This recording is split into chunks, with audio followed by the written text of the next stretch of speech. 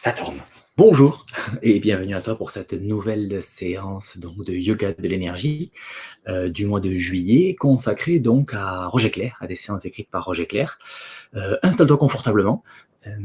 On va d'abord commencer, une fois n'est pas coutume, par discuter un peu, enfin surtout moi, ça va être un monologue, pour voir un petit peu de contexte.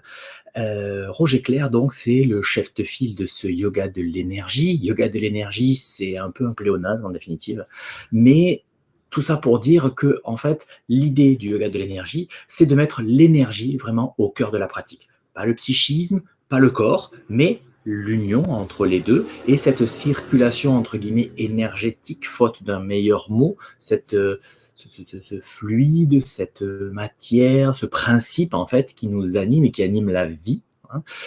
En français, on utilise ce mot donc énergie. Et yoga de l'énergie a pour but principal de faire percevoir physiquement, réellement, cette circulation de l'énergie en nous et qui rend en fait tout possible. Hein. Le fait de respirer, les palpitations cardiaques, le tractus digestif, etc., etc. Voilà, tout ça c'est animé par un carburant, cette énergie. En fait, ces deux séances que je vous propose, donc celle qu'on a faite la fois précédente et celle de maintenant, sont tirées d'un bouquin de Roger Clair qui s'appelle, comment il s'appelle, Le Petit Poussé. Euh, voilà, petit poussé, un chemin pour l'ère nouvelle. Voilà. Donc il y a une longue préface de Roger dans laquelle il explique le pourquoi du petit poussé.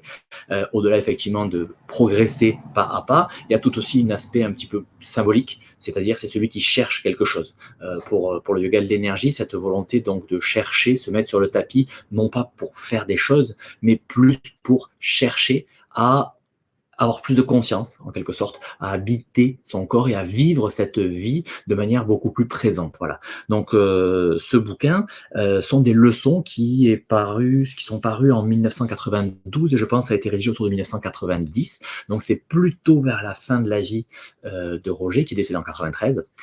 Et, et donc, il avait déjà écrit pas mal de bouquins par rapport avant tout ça. Et pourtant, il a choisi de revenir sur un bouquin dans lequel il donne des leçons de yoga et des leçons destinées vraiment à des débutants. C'est ce que je vais vous lire maintenant.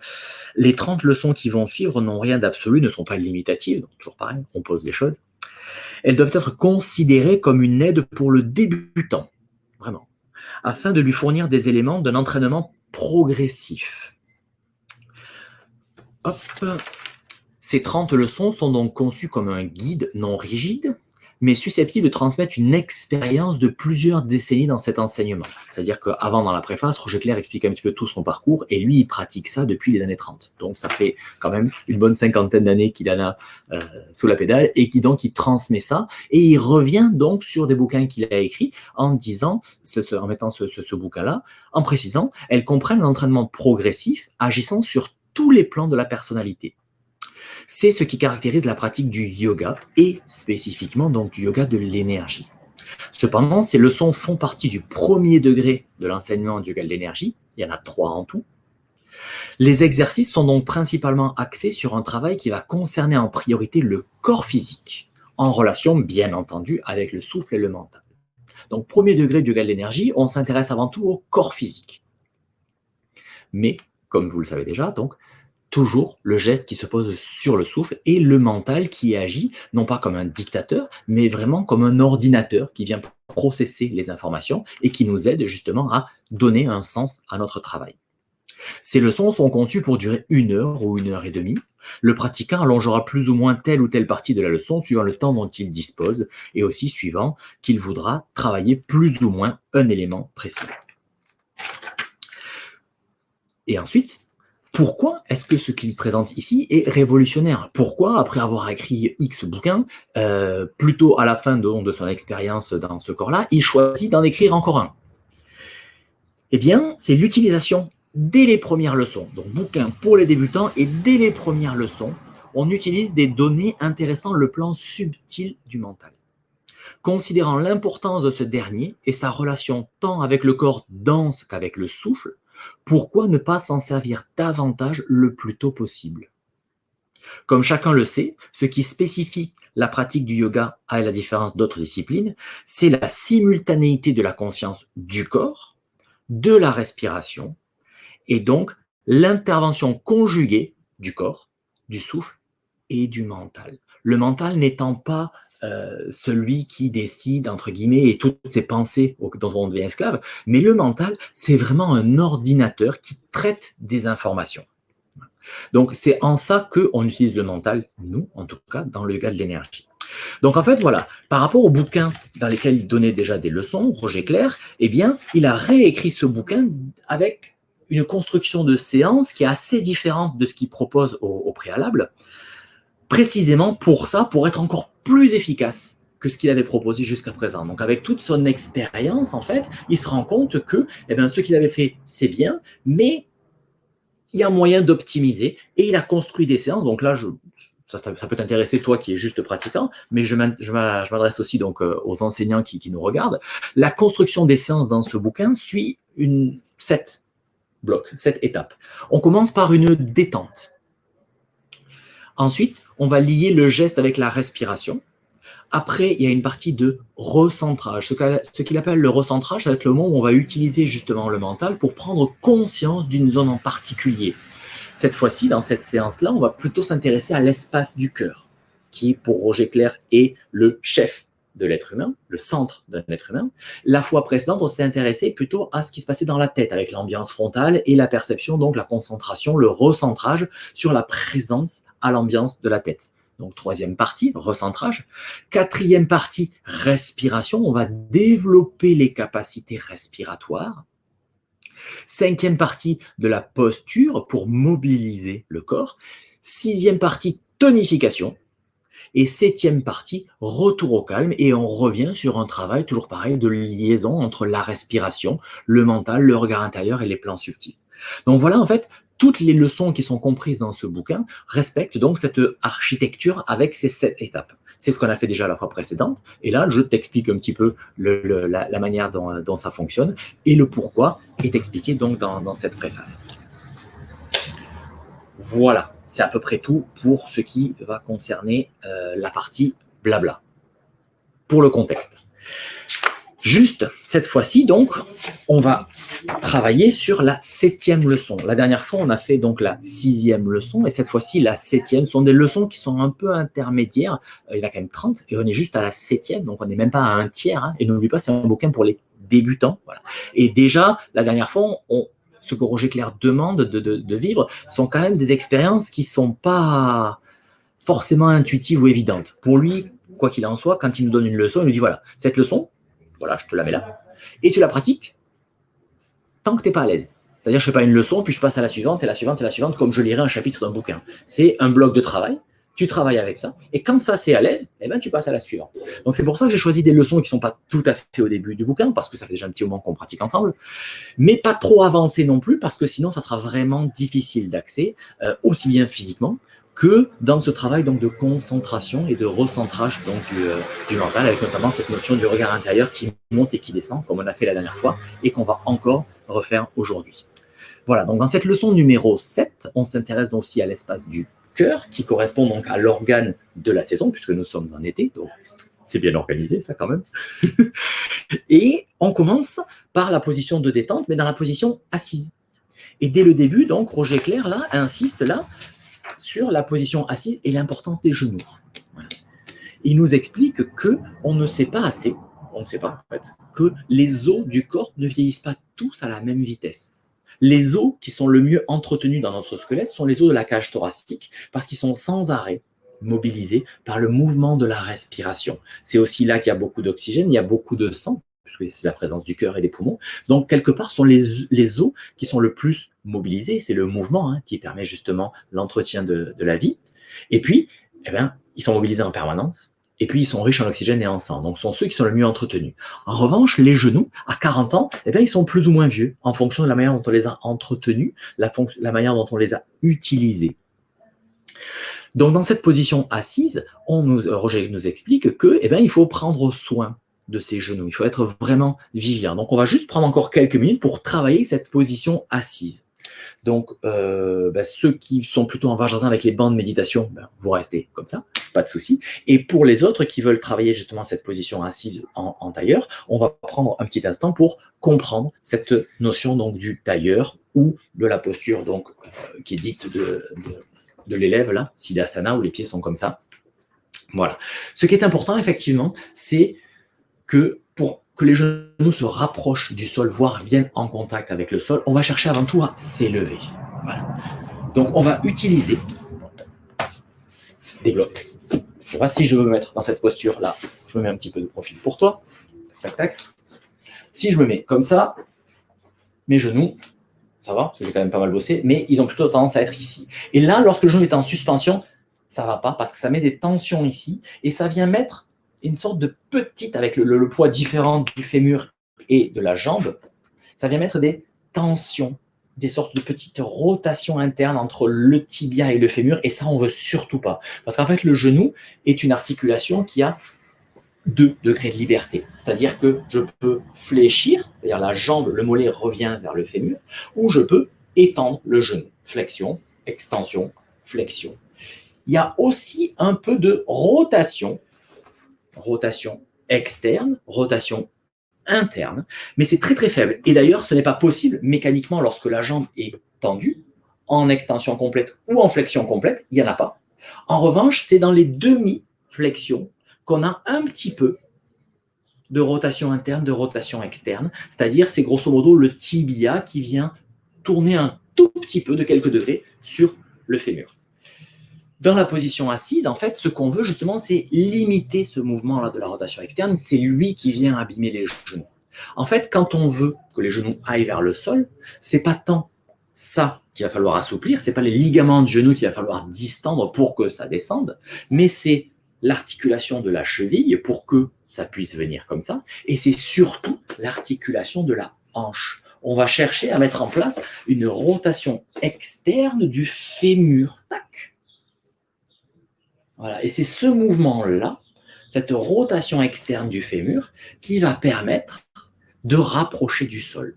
Donc, quand tu n'as pas trop l'habitude et que tu es un débutant, tu prends des blocs, des coussins, ce qu'il faut, quelque chose de relativement rigide. Moi, quand j'ai commencé, j'étais vraiment pas souple du tout. Je suis toujours pas souple, mais j'ai progressé. Et donc, quand tu commences, eh bien, tu prends ces blocs, n'hésite pas, et puis tu viens, tac, si je suis comme ça, là, tu vois, dans un tailleur, mes genoux, ils sont un peu en l'air. Par contre, si je me monte bien comme il faut sur mes 2 briques, et là, hop, tagada, voilà.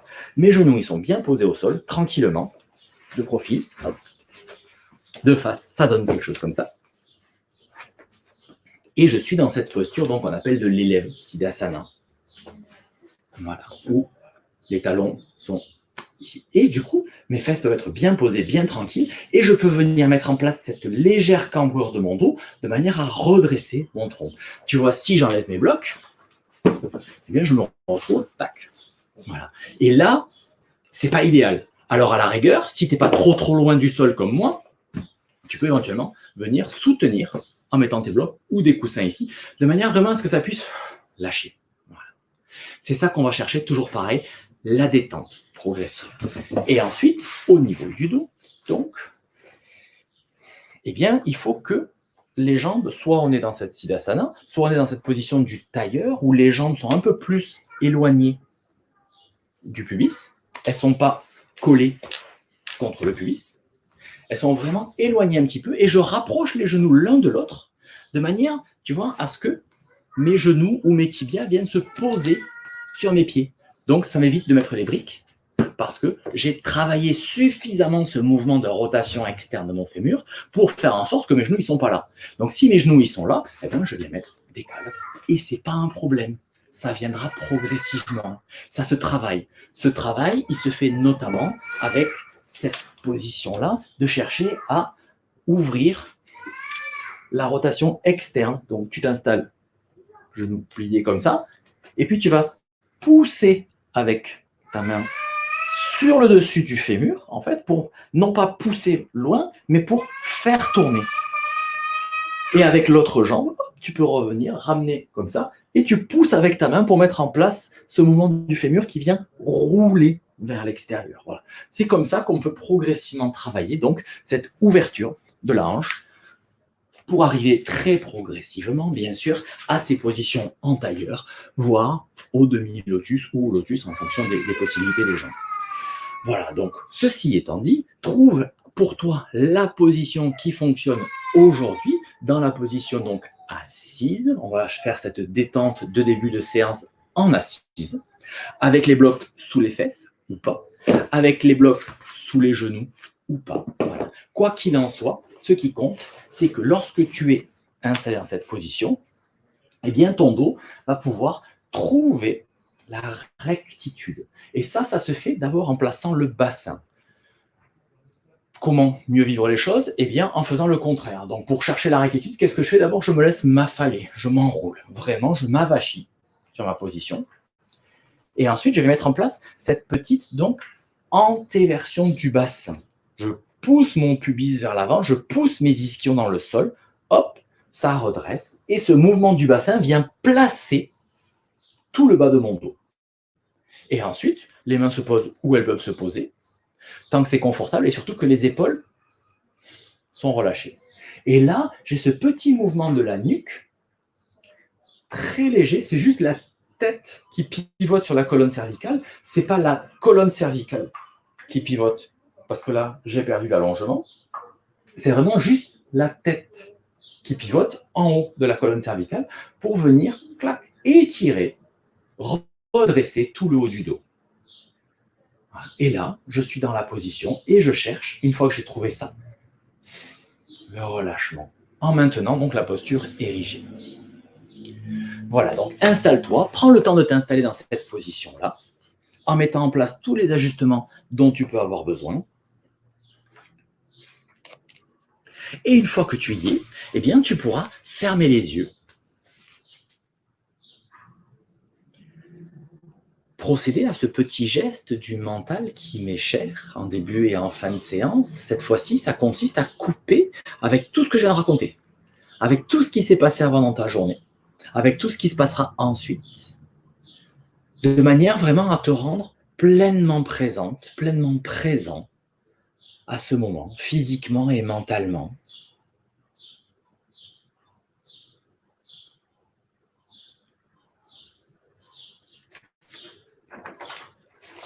Et toujours pareil, ça passe par l'observation de la respiration le long de tes narines. Inspire, expire, inspire, expire. On est donc dans le bloc détente. Donc même si, contrairement à d'habitude, on n'est pas allongé, où c'est quand même plus facile de se détendre, là on cherche cette position, donc érigée, à être le plus détendu possible. On ne peut pas être parfaitement détendu comme on l'est en Shavasana, puisqu'il faut quand même maintenir un minimum de tonus pour garder eh bien, cette colonne vertébrale bien érigée. Mais tu viens détendre tout ce qui est possible de détendre.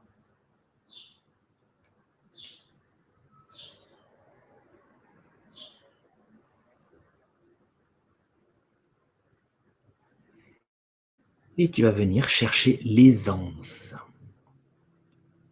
Plus tu vas mettre en place de l'aisance, plus tu vas détendre les zones qui sont un peu inconfortables, et plus ça t'aidera à avancer et à transcender douleur, inconfort, tension. Forcément, Rome ne s'est pas faite en un jour, ça ne va pas arriver comme ça du jour au lendemain, c'est la répétition progressive, avec patience, avec persévérance, qui permettra d'avancer, comme pour tout. Une fois que dans ton corps tout est bien détendu, viens vérifier les petits points de détail comme les mâchoires, les sourcils, les paupières qui sont juste posées l'une contre l'autre et pas crispées. Et puis reviens dans l'observation de l'écran frontal dont on a parlé à la fin de la session précédente, comme si tu étais installé au centre de ton crâne et que tu regardais ce qui se joue sur l'écran de ton front à l'intérieur du crâne. C'est ton regard intérieur, ton regard subtil, qui est ici mobilisé.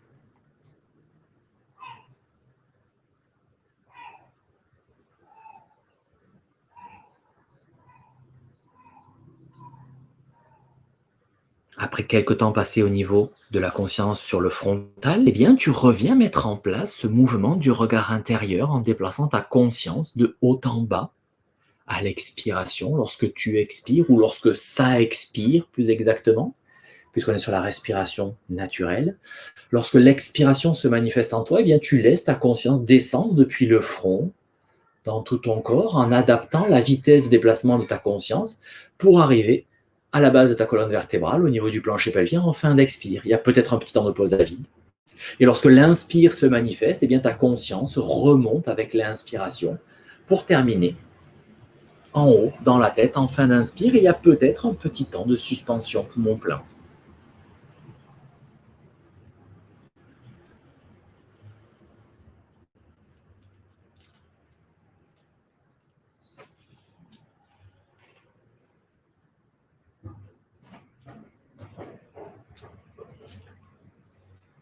Voilà, cet exercice permet de venir stabiliser, calmer le mental et de venir accéder à ton espace intérieur. Tu es donc en position assise, tes bras sont tendus mais pas complètement, pas raides en fait. Ils reposent sur les genoux pour que les épaules puissent se relâcher et se détendre. Ton corps est stable et le mental est calme et apaisé.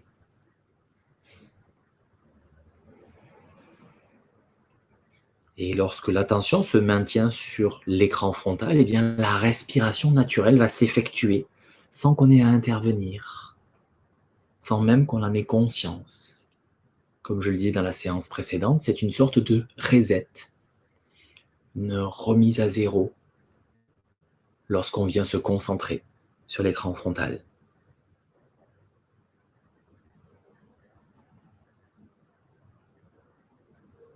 Et lorsque tu viens porter une partie de ton attention, de ta conscience sur cette respiration naturelle réflexe, eh bien c'est ce qu'on appelle la respiration consciente.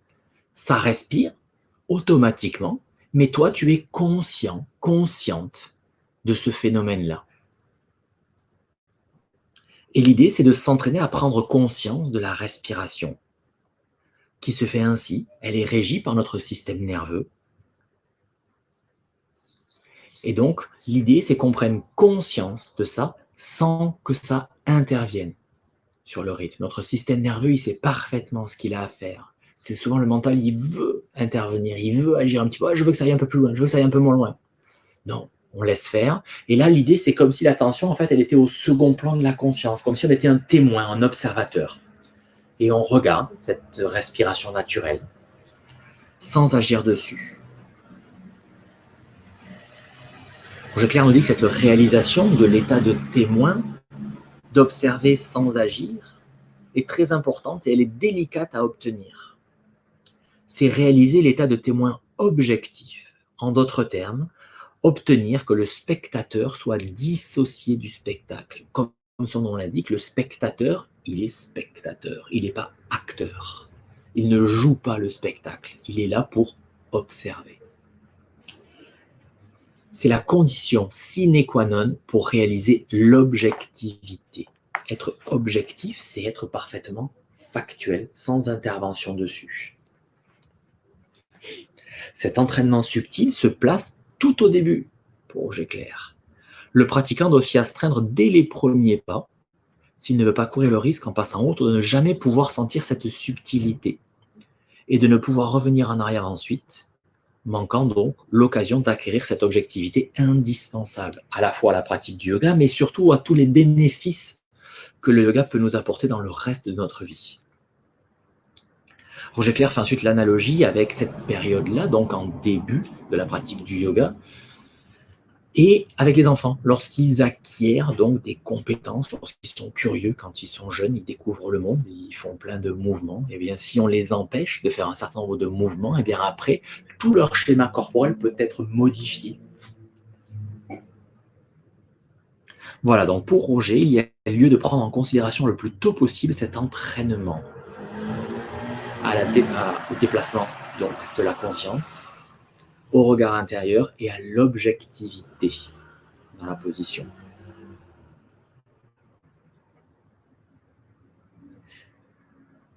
Et puis dans la position assise dans laquelle tu es, si tu commences à être un petit peu inconfortable et que tu as besoin de déplier un peu les jambes ou de changer le croisement des jambes, c'est le moment de le faire.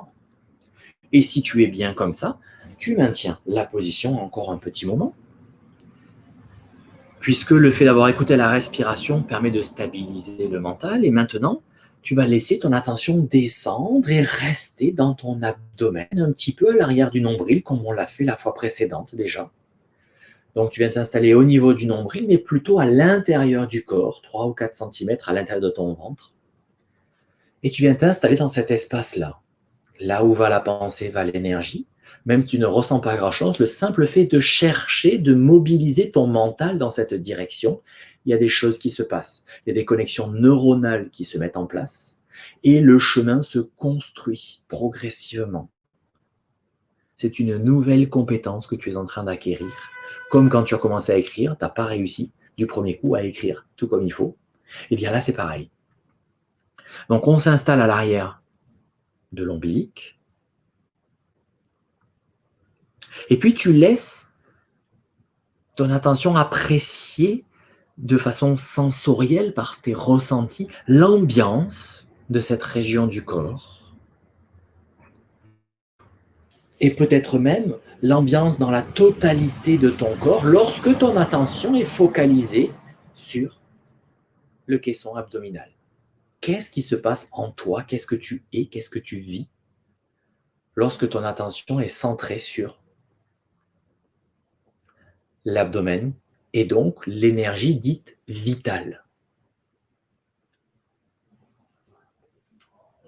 Et puis la prochaine fois qu'une inspiration se manifeste en toi, eh bien tu suis ce mouvement inspiratoire pour laisser ton attention remonter jusque dans la tête.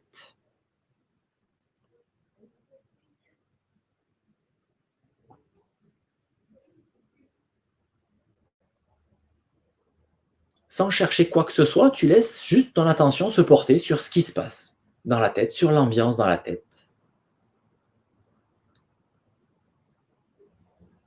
Et une fois que tu es installé dans cet espace-là, observe la différence d'ambiance intérieure par rapport à tout à l'heure quand tu étais dans l'abdomen.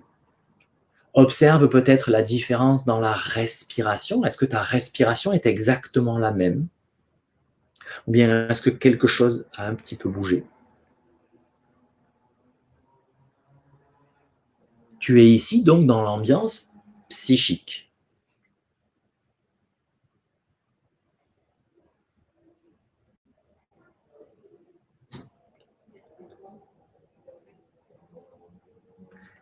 Et donc, c'est précisément quand on veut rentrer dans un travail plus fin comme ça, d'observation de l'ambiance, que l'état d'objectivité est vraiment important. Si on laisse le mental prendre un petit peu le dessus, clac, il va mettre une teinte, il va mettre une interprétation, il va mettre quelque chose dessus. Alors que là, on veut juste être comme une pellicule d'un appareil photo qui, clac, reçoit ce qui est, sans agir dessus, sans le déformer. Il n'y a pas à raisonner, il n'y a pas à juger, il y a juste à se laisser imprégner par nos sens, qui sont nos moyens d'accès, en fait, à notre interaction avec le monde et avec la vie. C'est sensoriel. Donc, on se laisse imprégner de cette ambiance de la tête. Donc, d'abord l'ambiance du vital, l'ambiance physique, puis l'ambiance psychique au niveau du mental. Et puis maintenant, la prochaine fois qu'une expire se manifeste en toi, eh bien, tu laisses ta conscience descendre pour venir s'installer au milieu de la poitrine, derrière le sternum, dans l'espace du cœur.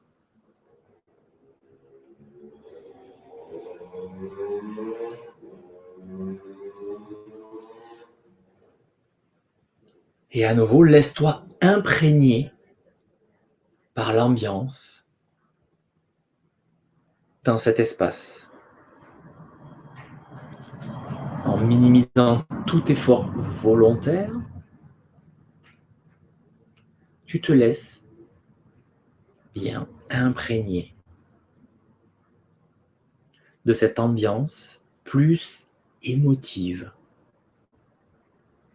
Et à nouveau, au mot émotif, il n'y a aucune connotation. C'est le monde des émotions. C'est pas ni bien ni mauvais. C'est.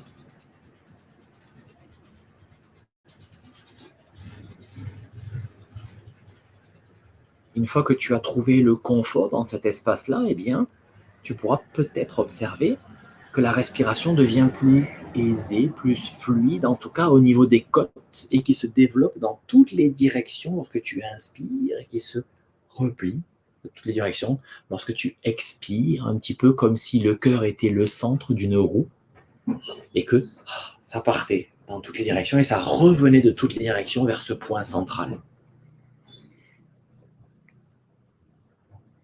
Pour Roger Clair, c'est le véritable centre de l'être humain, le cœur. C'est ici que se situe le centre d'une roue, d'où partent les rayons qui conduisent la conscience dans toutes les directions. Et lorsque la conscience, dans un premier temps, sans qu'on fasse la pratique du yoga, n'est pas concentrée dans l'axe du moyeu, donc dans l'axe de la roue, dans le cœur, eh bien c'est la dispersion mentale. Ça part un peu dans tous les sens, on ne contrôle pas. Le vagabondage de l'esprit qui entraîne tôt ou tard la destruction de la personnalité, sans forcément aller aussi loin. En tout cas, on est beaucoup plus influençable, on est beaucoup moins stable parce que le mental part un peu dans tous les sens. À l'inverse, lorsque la conscience est fermement ancrée dans ce centre de l'être humain, le cœur, le yoga, par les techniques précises, donc gymniques, corporelles, on passe par le corps, eh bien, va développer cette conscience individuelle du soi, en lui donnant progressivement une autre dimension. Le but suprême du yoga, c'est d'amener cette petite conscience individuelle, du moi avec un M minuscule, en quelque sorte, à une telle expansion qu'elle puisse s'identifier à la conscience cosmique avec un C majuscule, et ne faire qu'un avec cette dernière, c'est l'image de la goutte d'eau avec l'océan. Voilà, les difficultés rencontrées couramment sont que cette ambiance est une ambiance très émotive et que un grand nombre des individus qui vivent parmi nous ont ce plan qui les domine. Ils en sont plus ou moins esclaves et ils subissent un petit peu les flottements, les variations de ces émotions en étant parfois complètement submergés par ces émotions. Donc c'est pourquoi dans la technique du yoga de l'énergie, on attache une grande importance, après avoir détendu le pratiquant, à le recentrer dans les 3 centres principaux qu'on vient de situer. Dans le ventre, la respiration basse, vitale, le centre de gravité du corps, celui qui nous enracine dans le concret, dans la matière. Tant que nous sommes en vie, nous sommes matière et nous appartenons à la terre. On est terre, on doit s'ancrer, on doit s'enraciner dans le concret. Bien sûr, c'est notre spécificité d'être humain d'appartenir à la terre, mais de chercher à s'élever et à s'ériger vers le ciel. Donc c'est le 2e centre dans la tête, pour se sentir au centre de commande, en tenant fermement le volant de cette merveilleuse machine humaine et développer donc le témoin objectif, c'est à ça que sert le mental. Et enfin, le 3e centre, c'est le centre de la poitrine, le centre de l'être humain qui développe la conscience au-delà de la limitation corporelle qui nous est imposée par un mental analytique restrictif. Le mental, il doit aussi être synthétique et pas juste analytique. Voilà, sans tomber dans le piège de l'imagination et de la projection, d'où cette notion d'objectivité. Ne pas analyser à tout va, mais ne pas non plus projeter et imaginer des choses. Il y a des tas de gens qui font des réflexions, qui vivent des expériences qui sont, la plupart du temps, juste des imaginations ou des projections, et non pas une expérience réelle. Voilà. Cette imagination maladive peut être le produit d'une émotivité exagérée et d'une sensiblerie qu'il ne faut pas confondre avec sensibilité. Donc voilà, l'ambiance vibratoire du cœur, le centre de l'être, et la paix, la joie, l'amour, la béatitude. Et pour y arriver, ça passe par l'objectivité de la pellicule photo qui reçoit, qui s'imprègne sans teinter. Voilà, on va revenir donc dans sa partie suivante, après ce recentrage un petit peu long. La partie suivante, c'est la respiration. Respiration, on va venir vivre un geste donc respiratoire assez ample pour remettre en place une respiration complète, Lorsque l'expiration se manifestera en toi, eh bien, tu laisseras la tête s'enrouler et les mains venir à l'avant de ton corps, posées au sol, et tu t'abandonnes complètement, tac, dans cette polarité yin, relâchée. Et puis à l'inspiration, les mains passent sur le côté, viennent se mettre à l'arrière de ton corps, et tu inspires, je vais changer le point de vue, de manière à bien ouvrir en grand et à mobiliser les 3 étages de ta respiration, avec une respiration complète. Expire vers l'avant. Inspire. Et là, on a une respiration volontaire. On est en train de travailler. On ne cherche pas l'objectivité. On cherche à développer et à amplifier ce mouvement respiratoire. Donc le geste est un support qui nous aide en se repliant à bien rentrer le diaphragme, à bien vider, à rester un petit temps poumon vide pour sentir cette polarité de l'inertie. Et lorsque l'inspiration a besoin de se manifester, eh bien à nouveau tu viens remplir.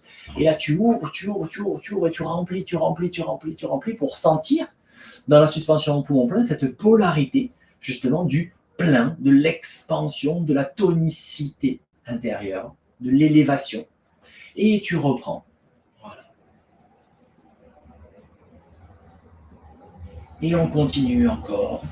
Cette respiration profonde, respiration complète, ample, qui est un vrai travail.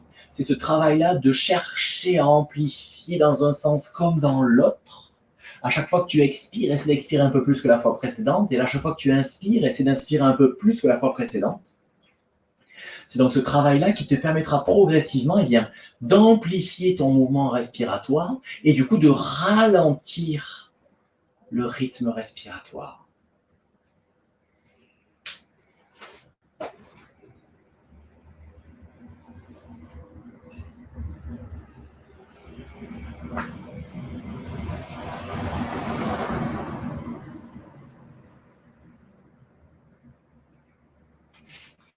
On a aussi un travail d'assouplissement de la cage thoracique et donc du mouvement du diaphragme. Et puis la prochaine fois que tu as expiré, quand tu te redresses, eh bien tu t'arrêtes, le tronc dans la verticale pour retrouver la position assise.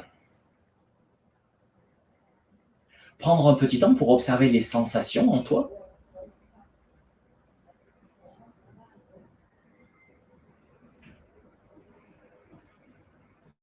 Après avoir mis en place donc cette grande respiration. Et puis reviens dans la perception de l'air qui entre et qui sort par tes narines. Dans un premier temps, cette respiration naturelle dans laquelle donc, tu es juste témoin, observateur, observatrice de ce qui est, ce souffle réflexe. Et puis, à un moment donné, tu vas sortir du rôle de témoin pour venir agir un peu sur cette respiration. Et là, une fois encore, c'est un travail. Tu vas chercher donc à ralentir le débit respiratoire et inspiratoire, de manière à faire en sorte que les inspires et les expires soient plus longues.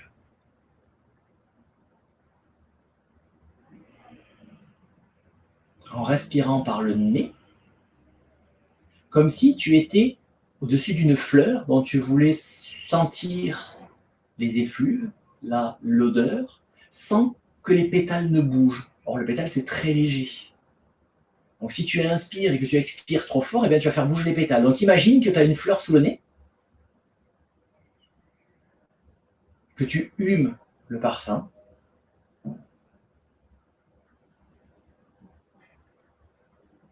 à l'inspire et qu'à l'expire, tu laisses l'air ressortir, mais dans la lenteur.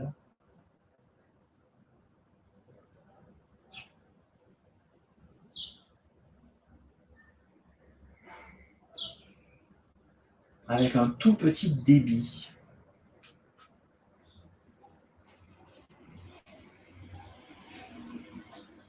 Donc là, l'idée, c'est pas d'inspirer et d'expirer au maximum et au maximum, c'est juste de ralentir le débit. Donc si tu n'as pas un mouvement qui est d'une très grande ampleur, c'est pas grave. Là, c'est d'avoir un contrôle sur le débit respiratoire.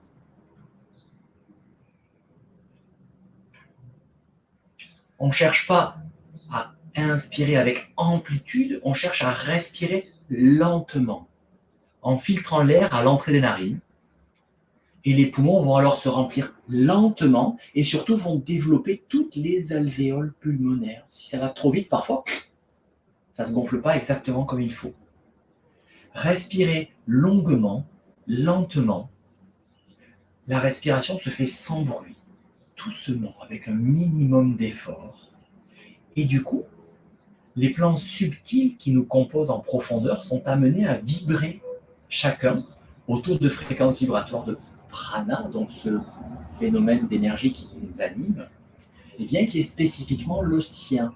Lorsque tu prends le temps de respirer comme ça dans la lenteur, chaque plan de conscience subtil peut justement s'alimenter avec la fréquence vibratoire qui lui correspond, alors que cette respiration trop rapide, eh bien, il n'a pas forcément le temps. Roger Clair nous dit que donc respirer longuement, lentement, doucement, finement, nous conduit à respirer de façon plus efficiente en véritable yogi.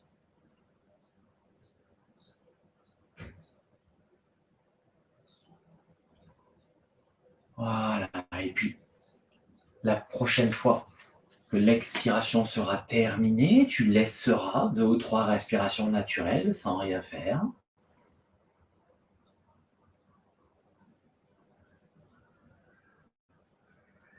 Et puis, tu pourras progressivement quitter la posture assise. Alors, si tu es en position en tailleur, je t'invite d'abord avec les mains à t'aider à ramener les genoux, à les soulever, à bien tenir tes genoux et à poser tes jambes bien dans l'axe. Et ensuite, à maintenir éventuellement les genoux latéralement avant de les déplier. Pourquoi? Parce qu'on est resté longtemps dans cette position-là. Il y en a des systèmes, entre guillemets, de sécurité dans le corps qui se mettent en place. Et là, avec le relâchement, ces systèmes-là sont un petit peu détendus, puisqu'on a cherché justement le confort dans les genoux. Donc, si je me déplie un petit peu trop vite, clac, et que je ne déplie pas mon genou forcément dans les bons axes, les ligaments ne sont pas forcément en place pour contrôler le mouvement, et je peux faire des petites luxations du genou. Et ça, on n'y tient pas. Voilà. Donc, l'idée, c'est ça. Une fois qu'on est déplié, on va prendre un peu appui sur le dos, sur les coudes, et puis on va laisser vibrer un petit peu les jambes. Après les avoir laissées longtemps dans cette position, on remet un petit peu de mouvement, de vie, voilà. On fait vibrer de plus en plus d'amplitude. On va même frotter un petit peu les pieds, tiens. Hop, tac. Voilà. On va passer au 5e bloc de la séance, la partie posturale. La première des choses, eh bien, tu viens t'installer dans le tapis, les jambes tendues devant toi. Et on cherche donc cette position dite de Dandasana, où tu formes un L avec ton corps. Tac. Voilà. Si c'est pas possible, parce que l'idée c'est que le dos soit bien droit, comme tout à l'heure, eh bien déjà, tu peux prendre appui avec les mains pour t'aider. Voilà. Si c'est pas possible, eh bien, on a plusieurs solutions. La première, c'est que je plie un petit peu les genoux, ce qui me permet effectivement de libérer la tension dans ma chaîne postérieure et de pouvoir avancer. Ou bien, plan B, bloc. Je mets mon bloc sous les fesses, ce qui me permet d'être un peu surélevé et donc d'arriver à trouver cette position. Voilà. Donc dans cette position-là, inspire, les orteils viennent vers le visage, expire, ça part vers l'avant. Voilà, histoire de revenir mobiliser un petit peu les jambes avec cette flexion-extension des chevilles. Ce mouvement n'a l'air de rien, mais une fois encore, on cherche à vivre dans la lenteur, de manière, à sensibiliser ce qui se passe dans mes chaînes antérieures et mes chaînes postérieures, d'être présent à ce qui est en train de se passer. Et puis, mine de rien, ça stimule aussi la circulation d'énergie dans les méridiens d'énergie. Voilà. Ceci étant fait, ça c'était un petit rajout de ma part pour préparer la suite. Roger Clair, lui, nous invite à un autre exercice. S'asseoir sur le sol, les jambes tendues, l'une près de l'autre, sans qu'elles se touchent. Mettre les mains en appui sur le sol de chaque côté du bassin, tac, pour redresser le buste verticalement. Voilà. Si les bras sont courts, on monte en appui sur les doigts, ou bien on met un petit bloc, peu importe. Voilà. On maintient dans un premier temps la position, ce qu'on vient de faire. Donc, avec les ajustements que je t'ai proposés, soit les genoux pliés si c'est pas possible d'avoir le buste vertical, soit le bloc. Et première des choses, c'est à nouveau fermer les yeux et on maintient la posture en cherchant l'aisance. On cherche donc la fermeté dans la posture, mais en même temps, on reste détendu.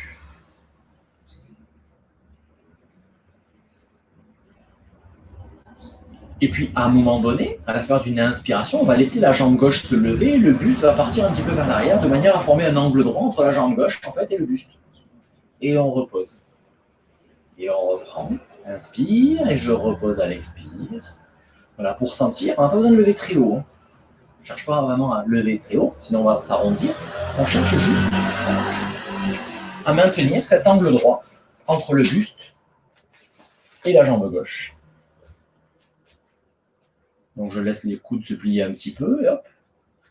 Voilà, et puis à un moment donné, quand tu te sens prêt, eh bien ta jambe gauche se soulève et en poussant sur les bras, tu cherches à ramener le buste à 90 degrés avec la jambe droite du coup. Et là, il faudra peut-être plier un petit peu le genou. Voilà. On reste 2 ou 3 respirations, on repose. Et on reprend. D'abord, à l'inspire, je lève ma jambe gauche, je laisse mes coudes se plier un petit peu pour faire l'angle droit entre ma jambe gauche et le buste. Et puis, je plie peut-être un peu mon genou droit pour pousser mon buste vers l'avant. Et revenir travailler ce mouvement de flexion. Et puis, je repose. Et je reprends, ainsi de suite, progressivement, dans la lenteur, ce mouvement, ce petit exercice d'assouplissement de l'articulation de la hanche et dans le bassin. Et le but, donc, c'est de répéter ce mouvement pour pouvoir l'exécuter correctement et ainsi prendre conscience des muscles intéressés. C'est une façon de les développer et d'en acquérir la maîtrise. Donc, toujours pareil, inspire, je plie un peu les coudes, ma jambe gauche se soulève. Expire, si j'ai la souplesse, eh bien, je garde la jambe droite tendue et je pousse mon buste vers l'avant pour faire le 90 degrés entre ma jambe allongée au sol et le buste. Et si je n'ai pas la souplesse, je plie un petit peu le genou. Voilà. On prend un petit temps pour s'arrêter, comparer les sensations entre le côté gauche et le côté droit. Si c'est nécessaire, je reviens un peu en appui sur mes coudes, je secoue un peu mes jambes.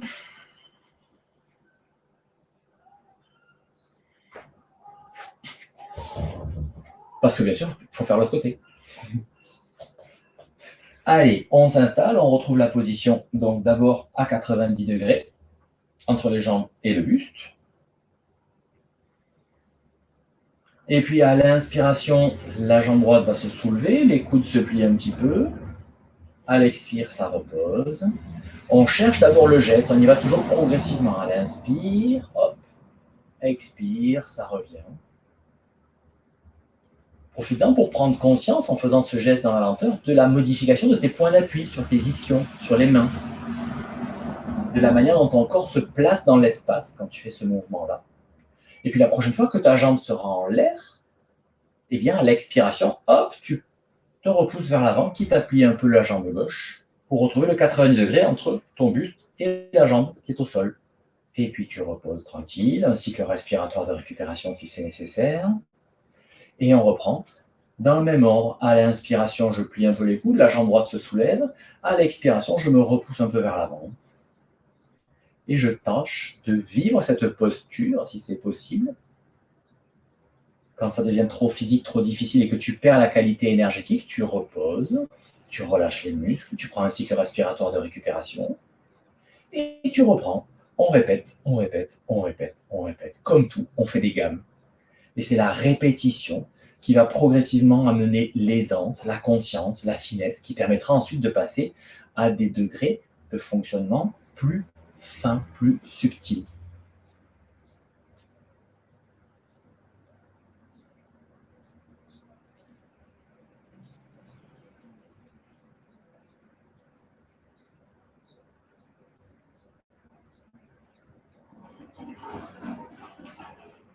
Voilà, on y va progressivement. On n'a pas besoin d'aller très haut, on n'a pas besoin de le faire vite. Voilà, Progressivement, on découvre le geste, on découvre les sensations, on découvre ce qui est mobilisé dans le corps.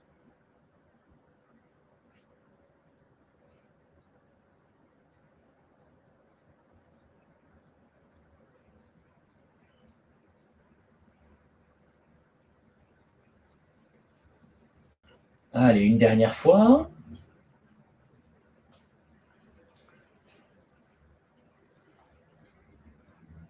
En cherchant à chaque fois à mettre de plus en plus d'aisance dans ce mouvement. À vivre la posture et non pas à la tenir avec une respiration qui reste calme, tranquille. Et quand ça tremble un petit peu trop de partout dans le corps, eh bien tu reposes. Tu pourras venir en appui sur les coudes, secouer encore un petit peu les jambes.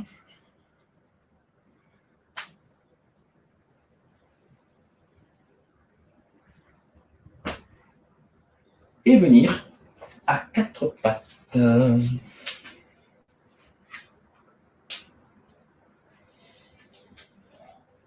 Quatre pattes, donc, dans un premier temps, j'appelle le quatre pattes cube. Hop, ouais, ça rentre. Où les mains sont bien dans l'aplomb des épaules et où les genoux sont bien dans l'aplomb des hanches. Et une fois que tu es dans cette position, hop, tu pivotes un petit peu sur les orteils. Là, les orteils sont sortis. Tu pivotes sur tes orteils pour les accrocher au sol. Le genou s'est décollé du sol. Tu reposes le genou au sol et tu remets les orteils à plat. Et pareil pour l'autre côté. Tic, tac. Tu vérifies que tes épaules sont bien restées au-dessus des mains. Tu accroches les orteils dans le sol. Et à la faveur d'une expiration, tu vas déplier la jambe gauche. Inspire immobile, déplie la jambe droite. Inspire immobile dans la planche. Et expire, tu reposes les deux genoux au sol. Et on reprend. Inspire, je déplie ma jambe gauche. Oui, bon, je me suis emmêlé les crayons. Expire, on déplie la jambe gauche. Inspire immobile, expire, je déplie la jambe droite. Inspire immobile, expire, je repose. Voilà. On bouge sur expire, on est immobile sur inspire. Voilà, pour venir trouver cette sensation donc de la planche. Planche donc dans laquelle on vient s'étirer et non pas monter. Je monte par mon bassin, ce sont mes jambes qui s'étirent dans cette position-là.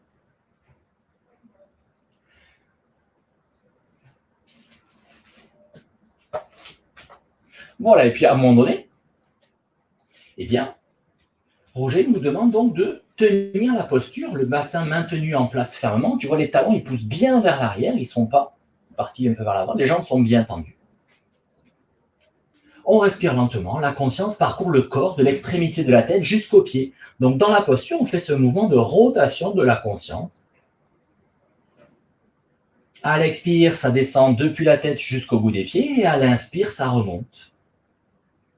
Dès que le moindre tremblement se manifeste, tu poses les genoux au sol, tu récupères un petit peu. Si tu as besoin de reposer tes coudes pour soulager tes épaules, tu peux le faire. Voilà. Et puis ensuite, tu reprends. On est dans le bloc tonification. Voilà, avec toujours pareil, donc ce mouvement de la conscience qui monte, qui descend, qui monte, qui descend sur le fil du souffle.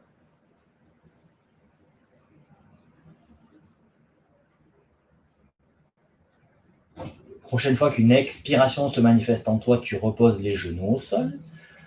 Tu prends la petite position de récupération qui t'est bénéfique et qui t'est nécessaire là maintenant.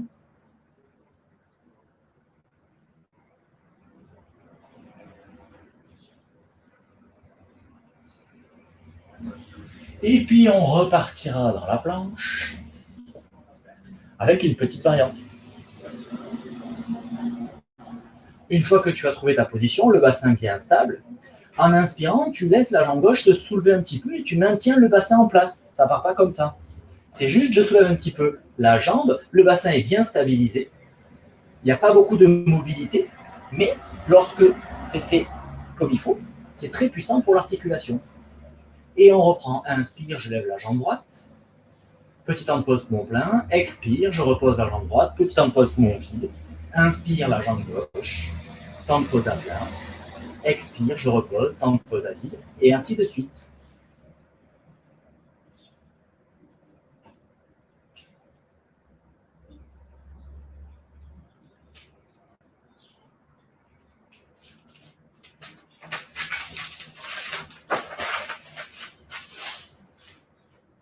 Si, toujours pareil, il y a besoin de récupérer sur une expiration, tu redescends, tu te poses.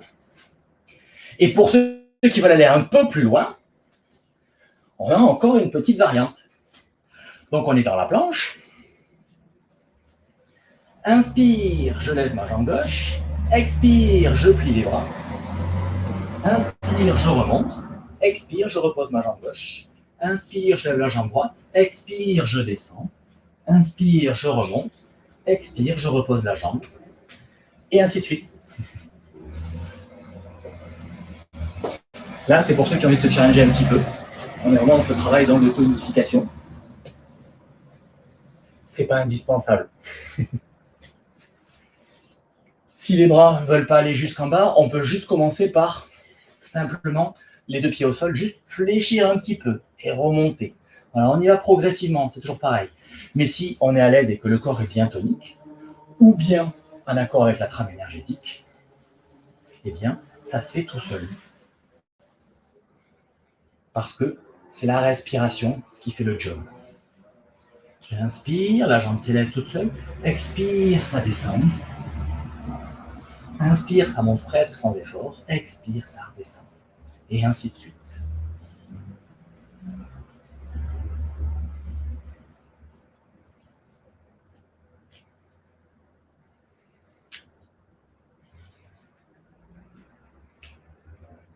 Voilà, tu prends le soin de terminer le cycle que tu as commencé.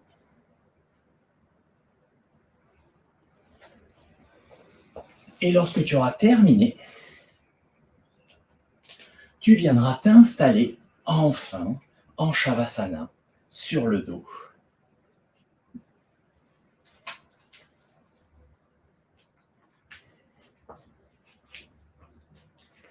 Pour le retour au calme final.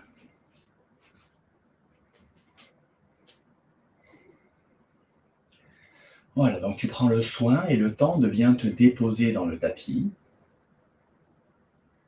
de retrouver la détente.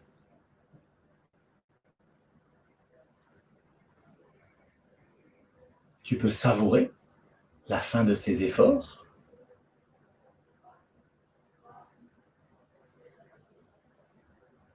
Voire même pour aider, pousser 1, 2 ou 3 soupirs pour aller plus loin dans la détente.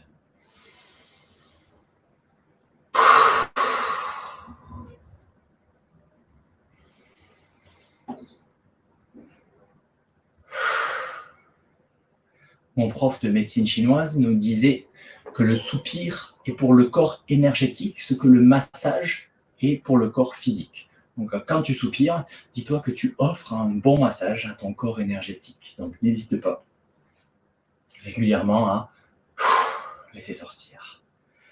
Voilà, et bien posé donc à plat dos, en détente, ramène tes perceptions sur la sensation de ta respiration.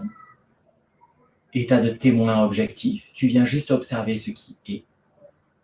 Et pour faciliter ça, tu mobilises une partie de ton attention en détente sur le frontal. Donc tu viens observer ce qui se passe au niveau de ton plan frontal.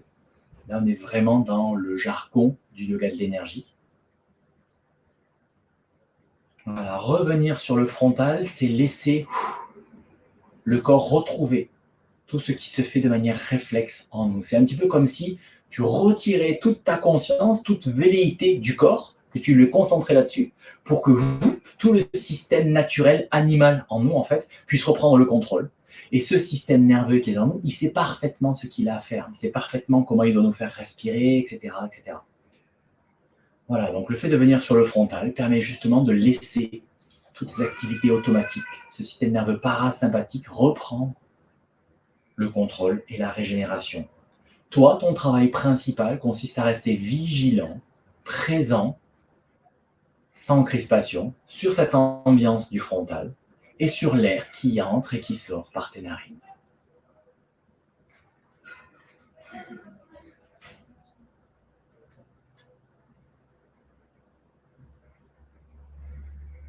Et si tu es à l'aise avec cette proposition que je te fais maintenant, donc observation à la fois de ta respiration et du plan frontal.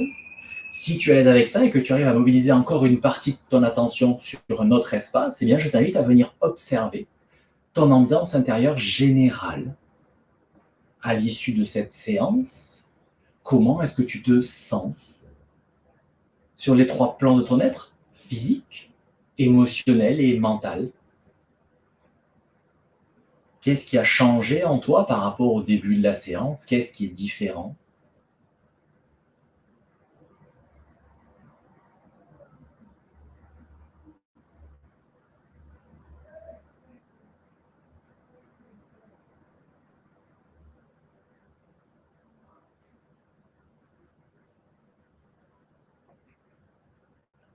Et puis tu pourras laisser ta conscience reprendre ce mouvement du regard intérieur à l'expiration, partir depuis le frontal jusqu'au plancher pelvien, en bas de la colonne vertébrale, sous les parties génitales, et à l'inspiration, remonter jusqu'au frontal.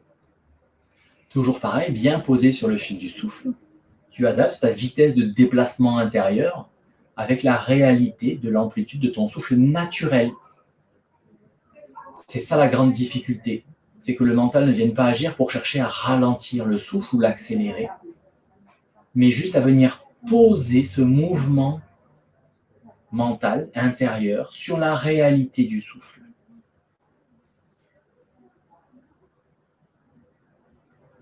Ça sera le moment de conclure cette séance. Si tu as encore du temps devant toi et que tu es bien dans cet espace-là et que tu as encore envie de travailler, eh bien tu peux continuer le temps qui te sera nécessaire. Et pour ceux qui éprouveront donc le besoin de refermer la séance, eh bien la prochaine fois qu'à la fin d'une expiration, tu es arrivé dans ton espace de l'abdomen, tu y restes. Et tu te laisses une fois encore imprégner par cette ambiance abdominale, l'ambiance donc du vital, du physique, cette énergie physique dont les centres énergétiques vont régir le corps de chair. Et observez donc que intérieurement, cette ambiance eh bien, est un peu plus dense, un peu plus matérielle, un peu plus corporelle.